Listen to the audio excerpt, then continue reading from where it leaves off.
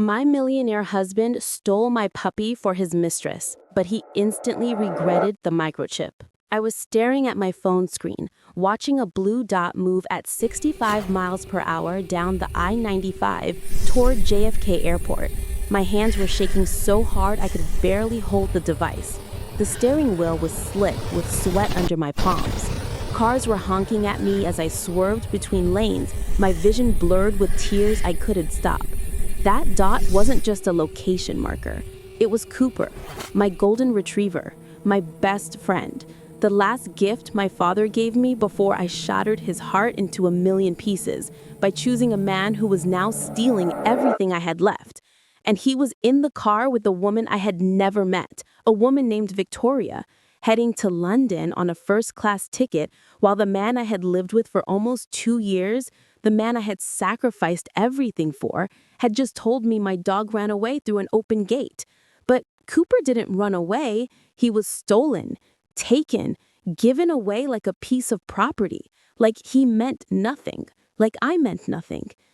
And I was driving 90 miles per hour down the highway, chasing that blue dot with my father's voice still echoing in my head from the phone call I never thought I would make. The phone call that changed everything. Before we dive in, tell us in the comments which city you're watching from. And don't forget to rate this story from 0 to 10 at the end. Now, let's continue. 3 years ago, I met Marcus Reynolds at a corporate gala in Manhattan.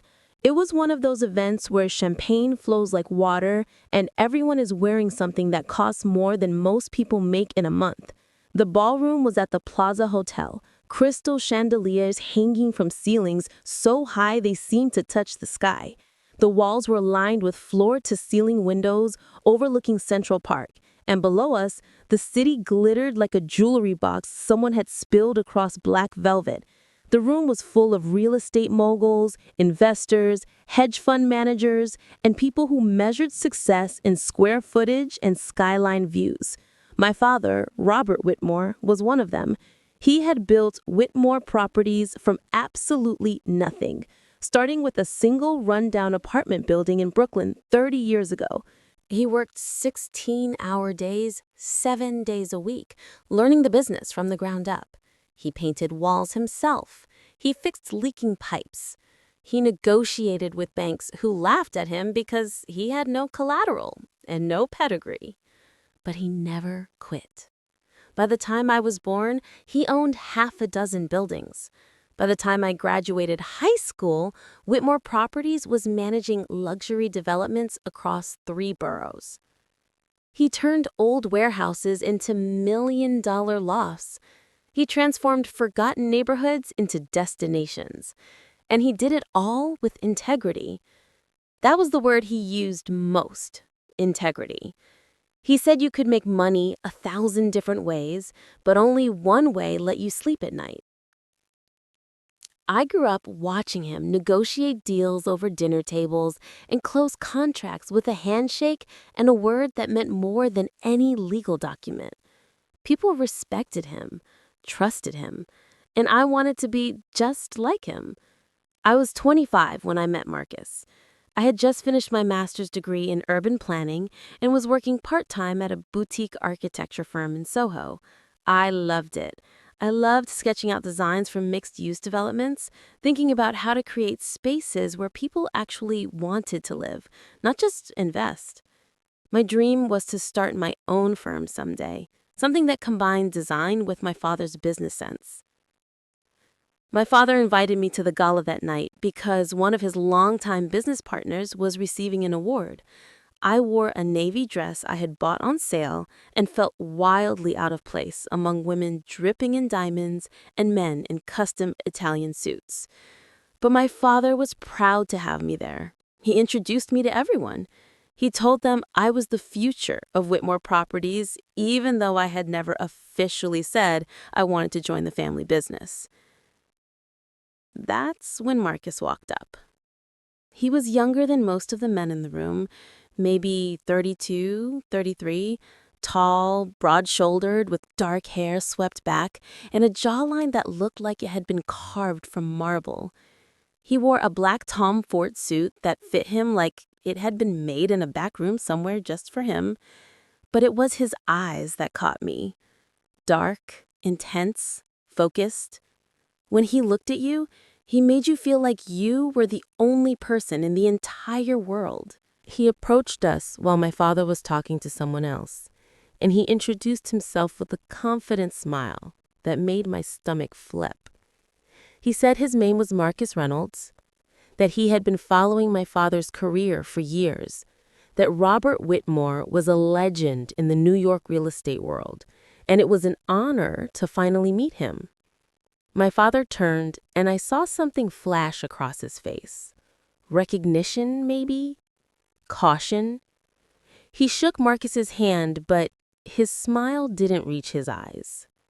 They exchanged pleasantries, polite, professional, cold. Then Marcus turned to me. He asked my name. He asked what I did. And when I told him about my work in urban planning, his whole face lit up. He said he was also in real estate development, that he had just closed a deal on a mixed-use property in Williamsburg and was looking for someone with fresh ideas to help with the design. We talked for 20 minutes, then an hour. He was charming, smart, funny. He made me laugh. He asked questions like he genuinely cared about the answers. He told me about his vision for changing the skyline of New York, about creating spaces that brought communities together, about legacy. When the event ended, he asked for my number.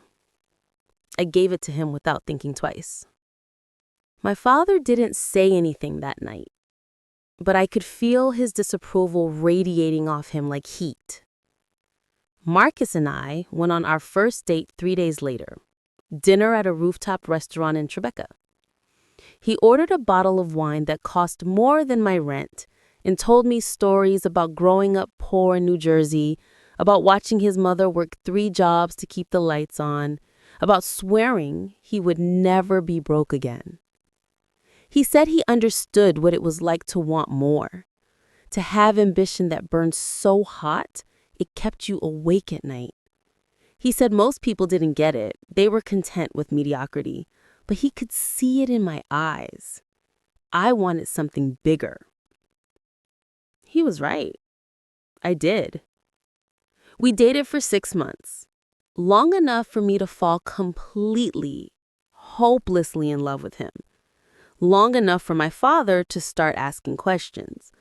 Long enough for the cracks to start showing. But not long enough for me to see them. Marcus was busy. He traveled constantly. London, Miami, Chicago, Hong Kong. He said he was building an empire, closing deals, expanding his portfolio. I believed him. Why wouldn't I? He sent flowers when he was gone. He called me late at night from hotel rooms and told me he missed me. He made me feel special. But my father saw something I didn't. One night, about 5 months into the relationship, my dad asked me to have dinner with him. Just the 2 of us. We went to his favorite steakhouse on the Upper East Side, a place with leather booths and dim lighting and waiters who had been working there for 30 years. He ordered us both scotch, even though I didn't usually drink it. He looked at me across the table with an expression I had only seen once before, when my mother died from cancer when I was 16.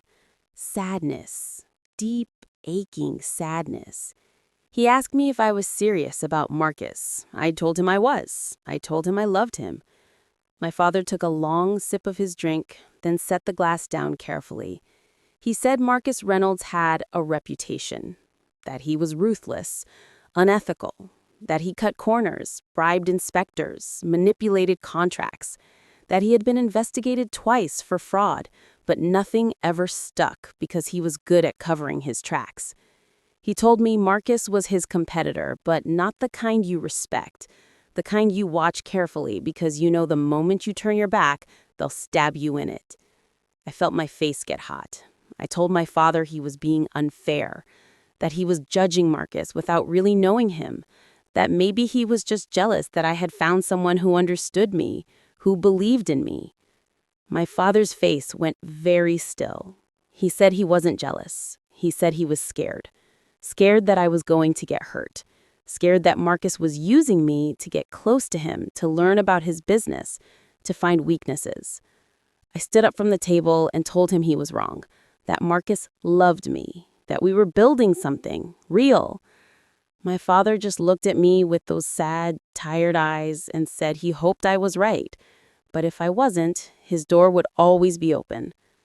I left the restaurant angry. I didn't talk to him for 2 weeks. During those 2 weeks, Marcus asked me to move in with him. He had just bought a mansion in Connecticut, 6 bedrooms, marble floors, a chef's kitchen, an infinity pool that seemed to spill into the horizon. He said he wanted to share it with me. He said we could build a life there, together. I said yes. When I told my father, he asked me to come to his office. It was a Saturday morning. The building was empty except for the two of us. He made coffee, and we sat in the leather chairs overlooking Central Park. The leaves were changing colors, gold and red and orange, like the city was on fire. He told me he loved me, that he would always love me. But if I moved in with Marcus, I was choosing a path he couldn't follow. He said he had spent 30 years building a reputation on trust and integrity, and he couldn't be associated with someone like Marcus Reynolds. He gave me an ultimatum. Stay in New York, work with him, build something clean and real, or go with Marcus and lose him. I felt like I couldn't breathe. I told him he was being unfair, that he was making me choose between the two most important men in my life. He said no. Marcus was making me choose. He was just making sure I understood what I was choosing.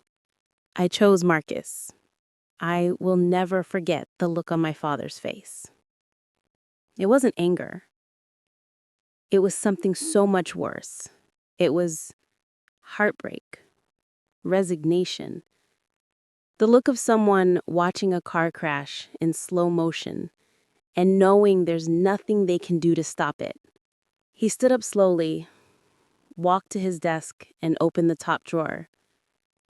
He pulled out a small cream-colored card with an address written on it in his neat handwriting. He handed it to me and told me there was something waiting for me downstairs in the lobby. I took the card, confused, and left without saying goodbye. I was too angry to say goodbye. When I got to the lobby, a driver in a black suit was standing near the entrance holding a wicker basket covered with a soft blue blanket.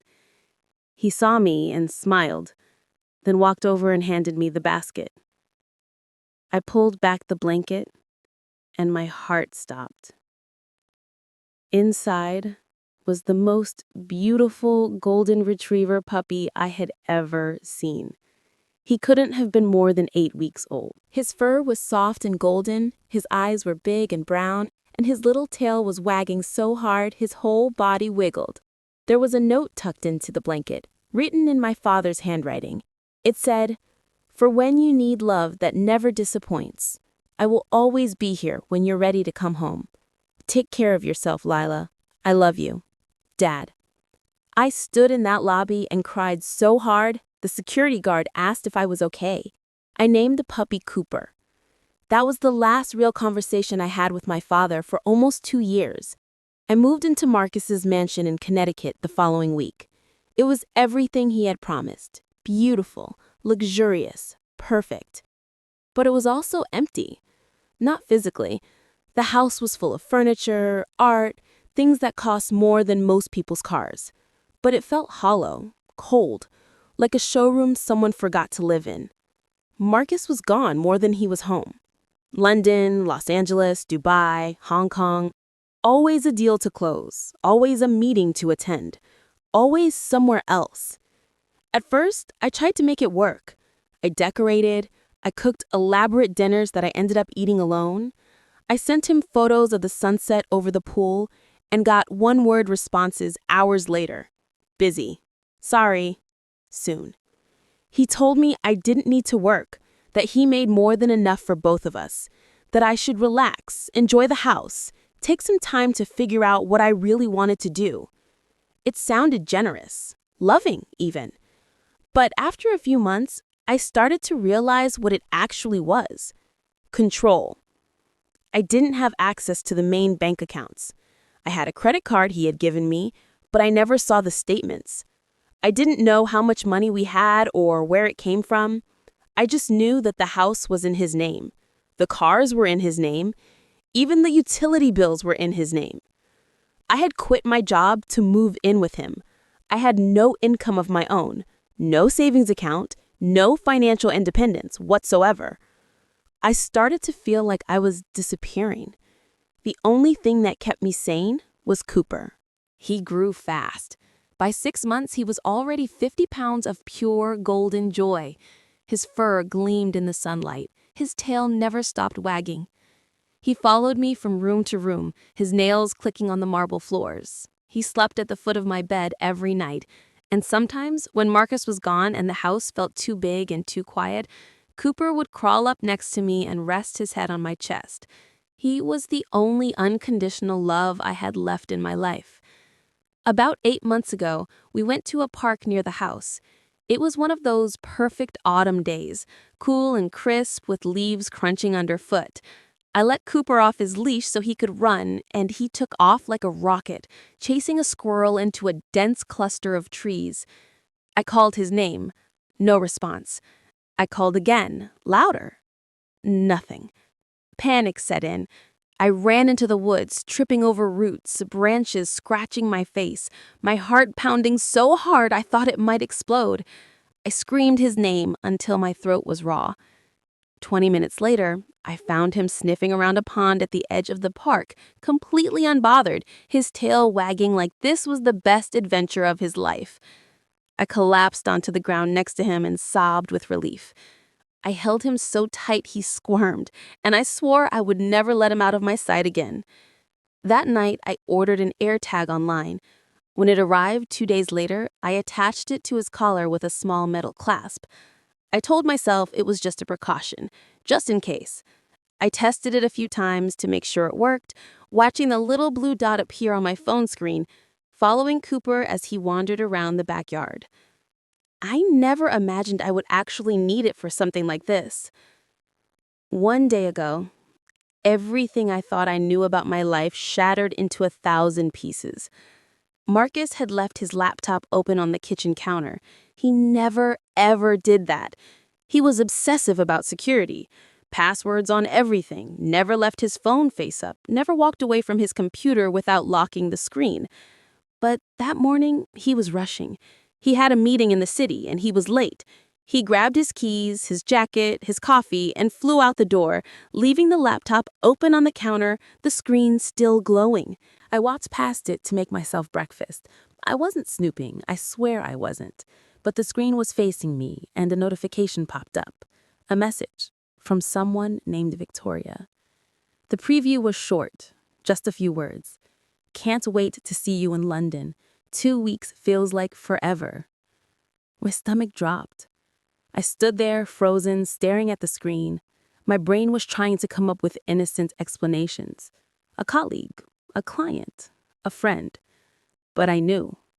Deep down, I knew. I sat down at the counter and opened the laptop. I shouldn't have. I know I shouldn't have. But I did.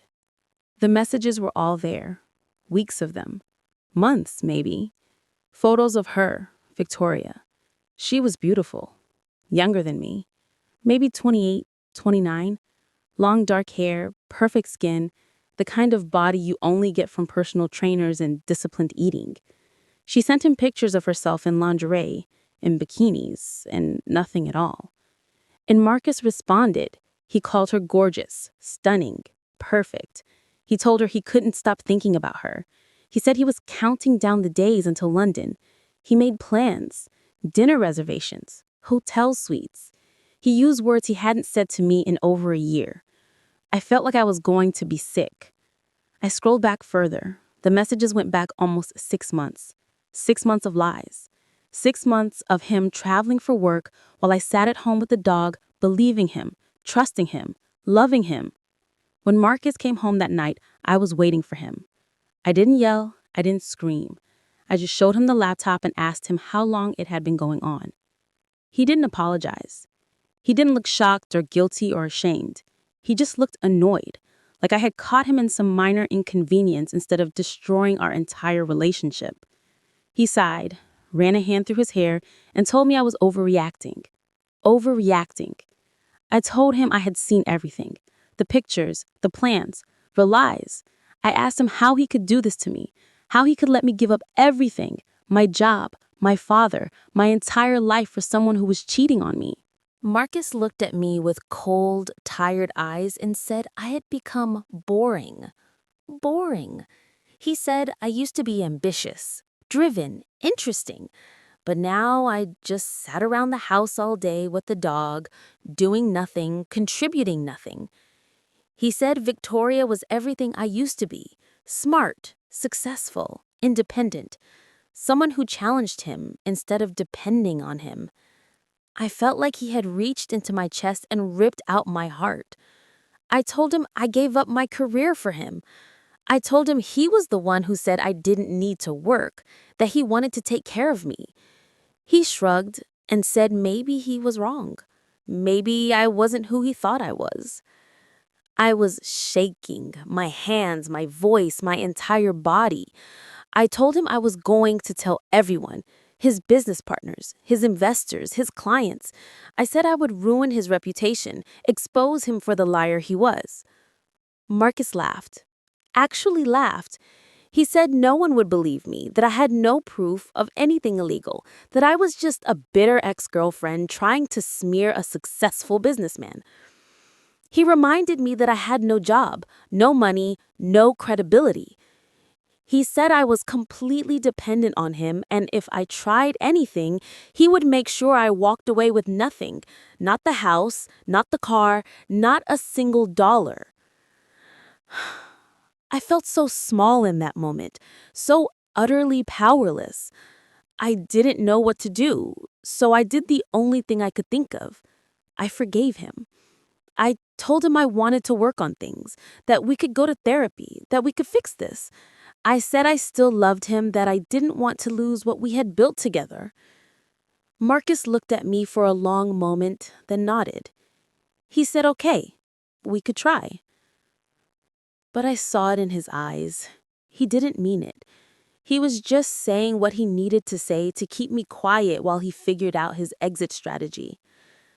That night, I lay awake in bed, staring at the ceiling, Cooper curled up at my feet. I knew I couldn't stay, but I also knew I couldn't leave, not without a plan, not without help. The next morning, I told Marcus I had a therapy appointment. He barely looked up from his phone. He just said, okay, and went back to typing. I didn't have a therapy appointment. I drove into Manhattan, my hands gripping the steering wheel so tightly my knuckles turned white.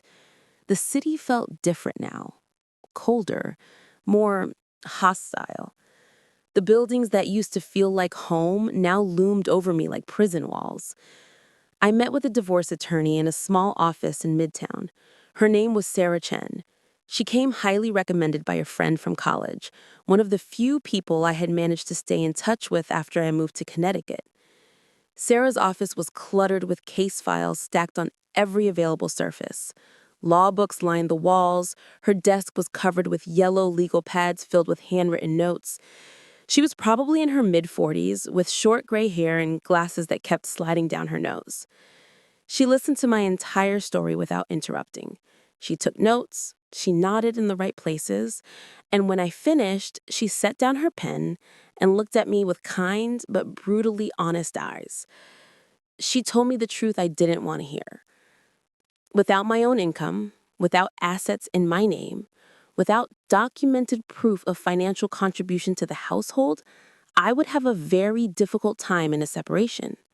Connecticut operated under equitable distribution law, which meant assets were divided fairly, but fair didn't necessarily mean equal.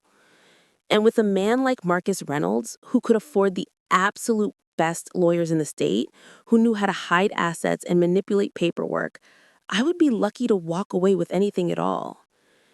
She said I needed to start gathering evidence immediately. Bank statements, property records, emails, text messages, anything that could demonstrate I had been financially controlled, manipulated, or coerced. She also said I should open my own bank account immediately, get my own credit card, start building financial independence, even if it was just small amounts. The consultation lasted an hour. When I left, I felt worse than when I had arrived. I sat in my car in the parking garage for 30 minutes, just staring at the concrete wall in front of me, trying not to cry. I felt so trapped, so completely cornered, like I had walked into a cage and voluntarily locked the door behind me. I had given up everything for Marcus: my career, my independence, my relationship with my father, and now I had nothing. No money, no job, no safety net, nowhere to go. I thought about calling my father, but I couldn't. Not after everything I had said. Not after choosing Marcus over him. Not after breaking his heart and telling him he didn't understand real love. Finally, I started the car and drove home. I got back to Connecticut earlier than I had planned. My mind was racing with everything the lawyer had said, trying to figure out where to even begin, how to gather evidence without Marcus noticing, where I would go if I actually managed to leave. When I pulled into the circular driveway, the house looked all wrong. Too quiet, too still, like something vital had been sucked out of it. Cooper always ran to the door when he heard my car. It was like he had a sixth sense. He would hear the engine from inside the house and start barking with excitement. By the time I opened the front door, he would be there, jumping, spinning, his whole body wiggling with pure joy. It was the best part of coming home, that uncomplicated, unconditional happiness. But today, there was nothing. No barking, no scratching at the door, no sound at all except the wind rustling through the trees. I walked inside slowly, my heart starting to pound. The house felt empty in a way I had never experienced before. Not empty like no one was home, empty like something essential was missing, like the soul of the place had been ripped out. Marcus was standing in the hallway near the front door with two large Louis Vuitton suitcases at his feet. He was wearing a charcoal suit, perfectly pressed. His hair was styled. He looked like he was heading to a business meeting. He was checking his watch, tapping his foot impatiently. I stopped in the doorway, still holding my keys. I asked him where he was going. He looked up, and for just a second, something flashed across his face. Annoyance, maybe, or guilt, but it disappeared so quickly I might have imagined it. He gave me a tight smile, the kind that doesn't reach your eyes, the kind that makes your stomach drop because you know something bad is about to happen. He said he was heading to London. Business trip. Urgent deal that couldn't wait. He would be gone about 10 days, maybe 2 weeks. I nodded slowly, trying to process the information, trying to understand why he hadn't mentioned this before, trying to figure out why every instinct in my body was screaming that something was wrong. Then I looked around the house, and I realized what was missing. Cooper. I asked Marcus where Cooper was. He barely looked at me when he answered. His eyes stayed on his phone screen. He shrugged like it was the most insignificant thing in the world.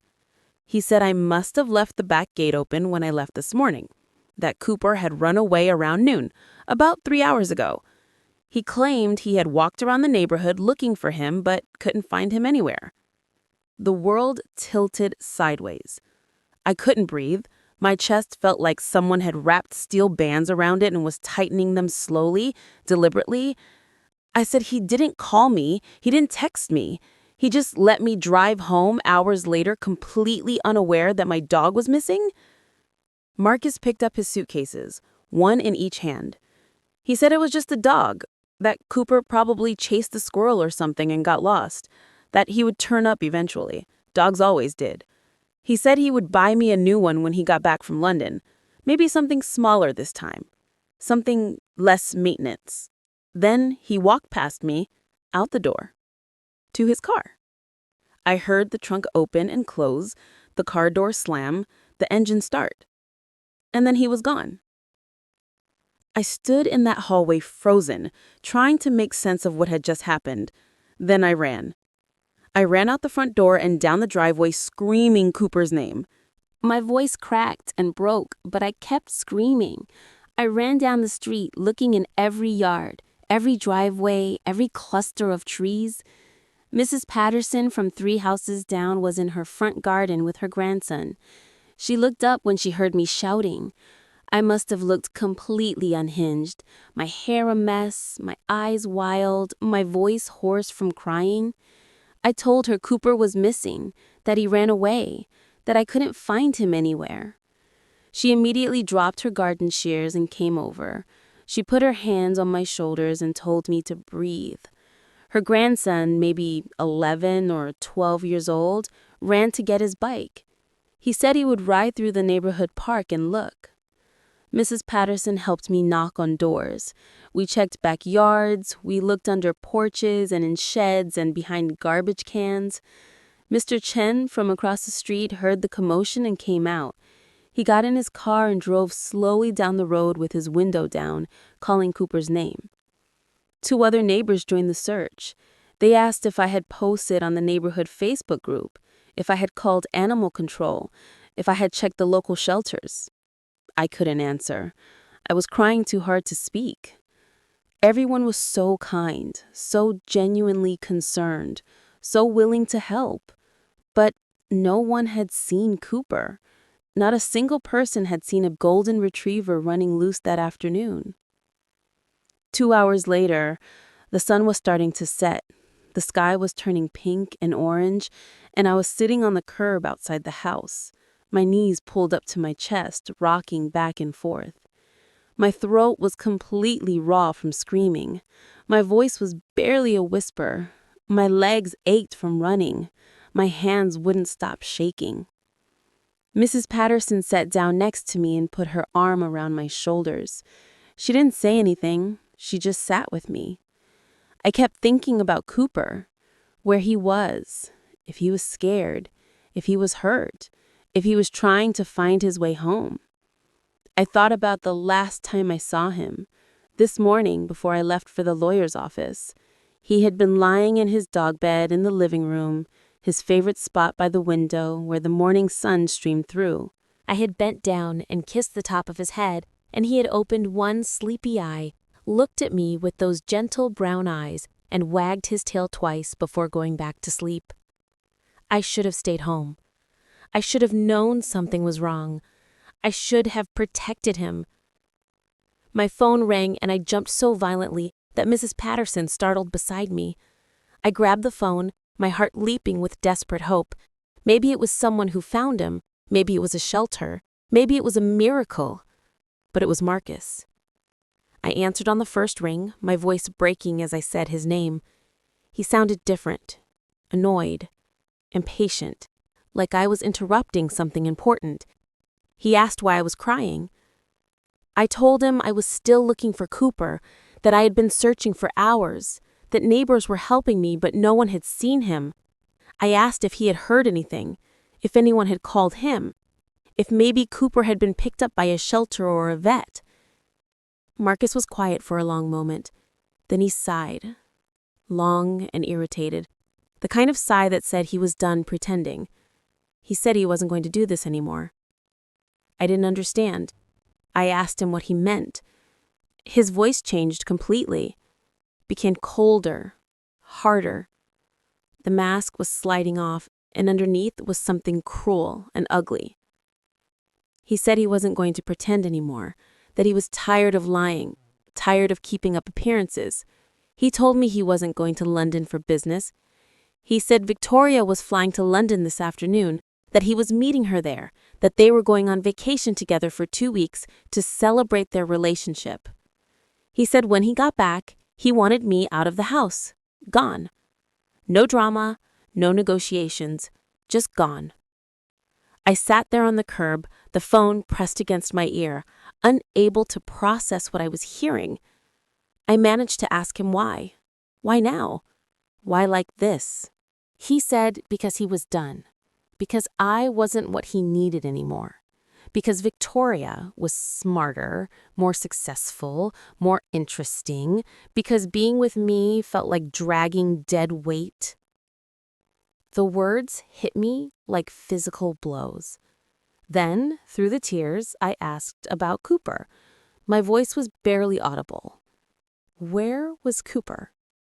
There was a pause on the other end of the line. Then Marcus laughed. He actually laughed. He said Cooper didn't run away. My brain couldn't process the words. He said Victoria had seen photos of Cooper on his Instagram a few weeks ago. She thought he was gorgeous. She told Marcus she had always wanted a golden retriever exactly like that. So Marcus gave him to her. The world stopped spinning. I asked him to repeat what he just said. I must have misunderstood. I must have heard wrong. But Marcus said it again. Slower this time, like he was explaining something to a child who wasn't quite keeping up. He took Cooper this morning while I was gone. He drove him to Victoria's apartment in Manhattan. She was taking him with her on the flight to London this afternoon. Marcus said she was absolutely thrilled, said it was the perfect gift, better than jewelry. I felt like someone had reached into my chest and torn out my lungs. I couldn't breathe, couldn't speak, couldn't think. I finally managed to ask him how he could do that, how he could steal my dog, the dog my father gave me, the only family I had left. Marcus's voice turned sharp, mean, vindictive. He said Cooper wasn't mine, that he paid for everything. The food, the vet bills, the grooming, the toys, the dog bed, everything. He said that technically, legally, everything in that house belonged to him, including the dog. I told him that wasn't true, that Cooper was a gift to me, that he had no right. Marcus's laugh was cruel. He said I had no money, no job, no power, no rights at all, actually. He said I had given up everything to be with him, and now I had nothing. He said I should have thought about the consequences before I chose him over my father. Then he told me I had exactly 1 week to get out of his house. He said he had already called the credit card company and canceled all my cards, that I effectively had $0 to my name. He said if I wasn't gone by the time he returned from London, he would have the police remove me for trespassing. I asked him where I was supposed to go, how I was supposed to survive with no money, no car, no resources. Marcus said that wasn't his problem anymore. He said maybe I could crawl back to my father and beg for forgiveness, if Robert Whitmore would even take me back after I humiliated him in front of the entire New York real estate community. Then he hung up. I sat there on the curb, the phone still pressed to my ear, listening to dead air. Mrs. Patterson was saying something, asking if I was okay, but her voice sounded like it was coming from underwater. The world around me continued like nothing had happened. Cars driving past, birds singing in the trees, the sun setting in a beautiful explosion of color. Normal life, going on without me. My dog was gone. My home was gone. My money was gone. Everything was gone. I don't know how long I sat there. Time didn't make sense anymore. But then, slowly, like a candle being lit in a pitch-black room, I remembered something. The air tag. My hands were shaking so badly, I almost dropped my phone as I unlocked the screen. My fingers felt numb, clumsy, like they didn't belong to me. I opened the Find My app. Please work. Please, please work. The app loaded. The little spinning wheel rotating, and then it appeared. A blue dot. Moving. Active. Real. Cooper's location. But he wasn't in the neighborhood. He wasn't anywhere near Connecticut. The dot was on the I-95 heading south toward New York City, moving at approximately 65 miles per hour. I zoomed in, my breath catching in my throat, my hands trembling so violently I could barely control the screen. The dot was heading toward JFK Airport, John F. Kennedy International Airport. Victoria was taking my dog to London. Right now, this very moment. Cooper hadn't run away through an open gate. There was no open gate.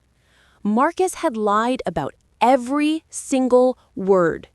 He had planned this entire thing. He had stolen Cooper this morning, driven him to Manhattan, given him to his mistress like he was a piece of furniture, and then stood in that hallway with his suitcases and lied directly to my face. He let me search for hours. He let me cry until I couldn't breathe. He let me fall completely apart. All while my dog was in a stranger's car heading to an airport about to be taken thousands of miles away from me to a foreign country. Something inside me cracked wide open. Not sadness, not despair, not even heartbreak. Rage. Pure, white-hot, incandescent rage. I stood up from the curb so fast that Mrs. Patterson gasped. I told her I had to go. I thanked her for helping me search. Then I ran to my car, got in, and started the engine. I didn't have a plan. I didn't know what I would do when I got there. I just knew I had to get to that airport. I had to get Cooper back. The highway was packed with afternoon traffic, rush hour, bumper to bumper. But as I drove, I realized something. I couldn't do this alone. I had no money, no power, no leverage. There was only one person who could help me now. My hands were still shaking as I scrolled through my contacts.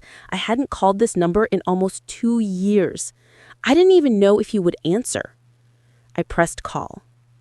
It rang once, twice, 3 times. Then I heard his voice. Deep, familiar, cautious.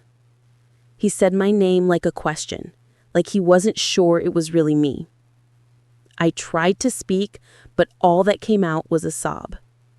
I told him Marcus stole Cooper, that he lied about the dog running away, that he gave him to his mistress, and she was taking him to London right now. I told him I was tracking the AirTag, and Cooper was on his way to JFK, and I didn't know what to do.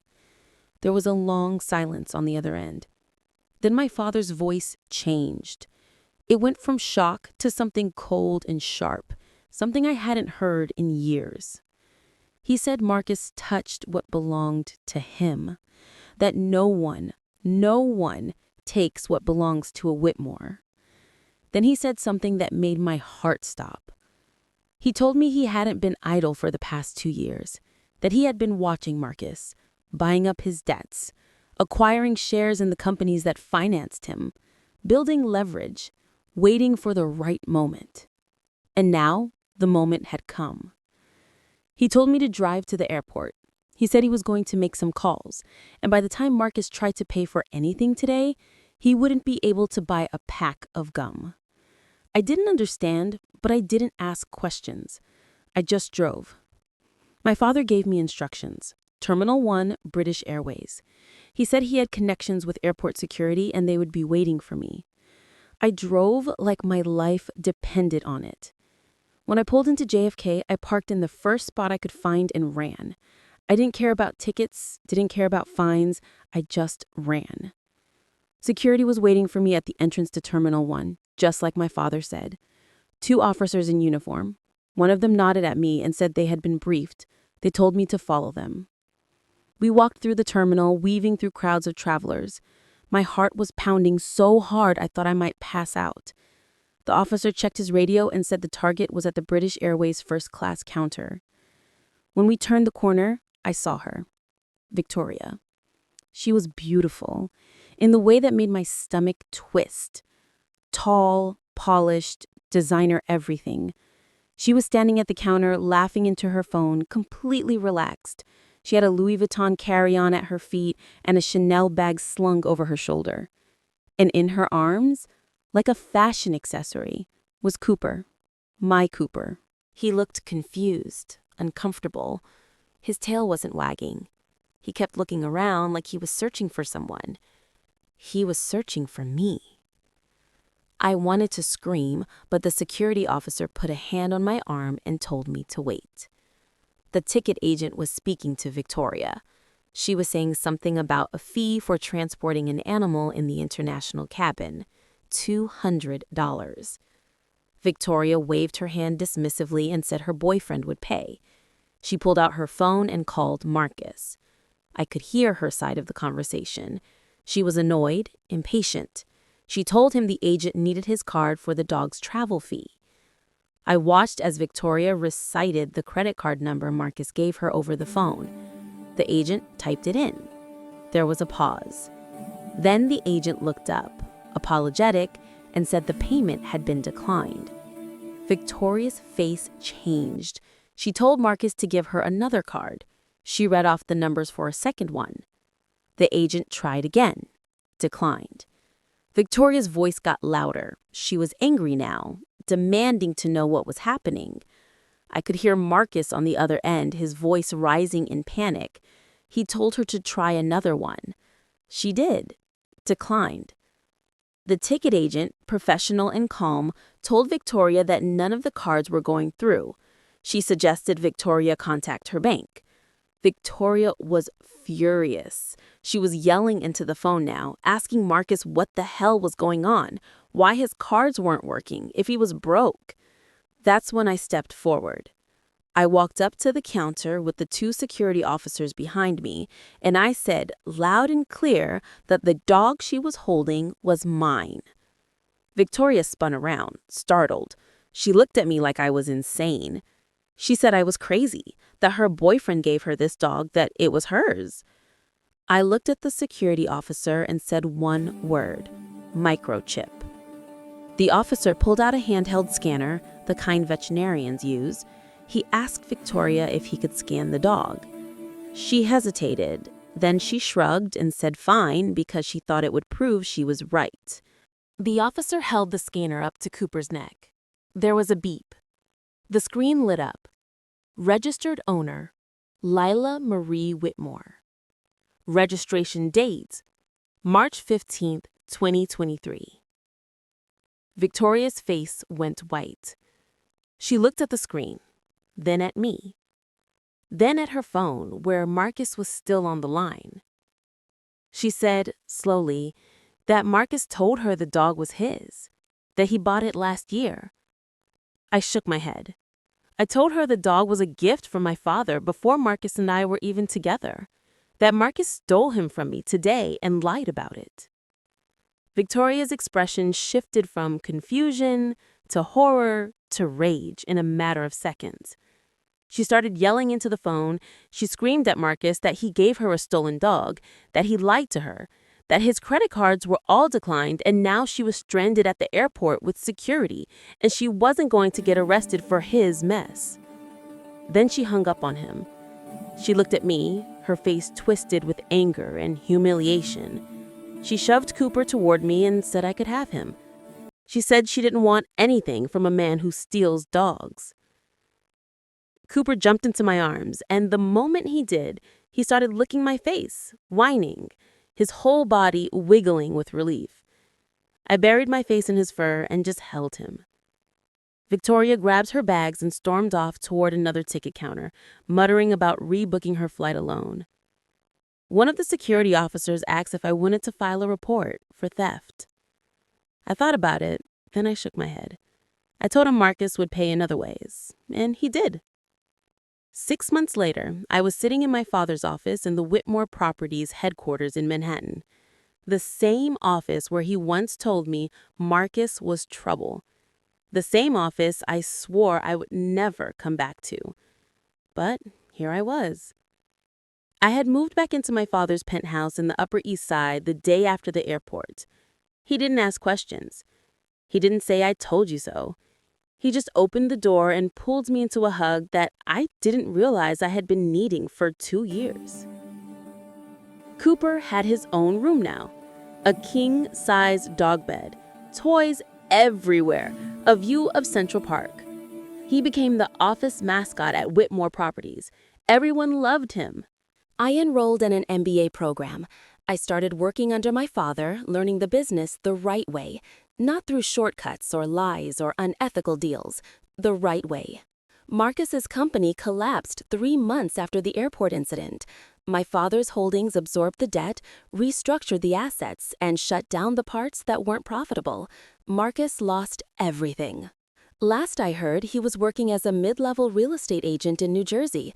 No mansion, no empire, no Victoria. Victoria, ironically, got engaged to a European banker she met on her solo trip to London. She never spoke to Marcus again. In fact, she told the story of the stolen dog to everyone in their social circle. His reputation was destroyed. My father never mentioned Marcus's name again, not once. He just focused on teaching me, on rebuilding our relationship, on showing me what real integrity looked like. One day, about 4 months after I moved back, I was sitting on the balcony with Cooper at my feet, watching the sunset over the city. My father came out with 2 glasses of wine and sat beside me. He didn't say much. He just looked out at the skyline and said that some mistakes teach us to value the people who never leave. I nodded. I knew he was talking about us. Then he reached over and scratched Cooper behind the ears. He said he was glad the dog came back home too. I smiled. For the first time in 2 years, I felt like I was exactly where I was supposed to be. My father always used to say that a man's character is revealed when he thinks no one is watching. Marcus forgot that even dogs have microchips. He forgot that a Whitmore never abandons family. He thought I was powerless, alone, broken. But he forgot one very important thing. I was never truly alone. Marcus stole my dog thinking I had no one left to fight for me, but he underestimated the power of a father's love, the loyalty of a dog, and the strength of a woman who finally remembered who she was. He paid the price for that mistake. Some lessons cost everything, and Marcus paid in full. Don't forget to subscribe to the channel for more stories. See you next time.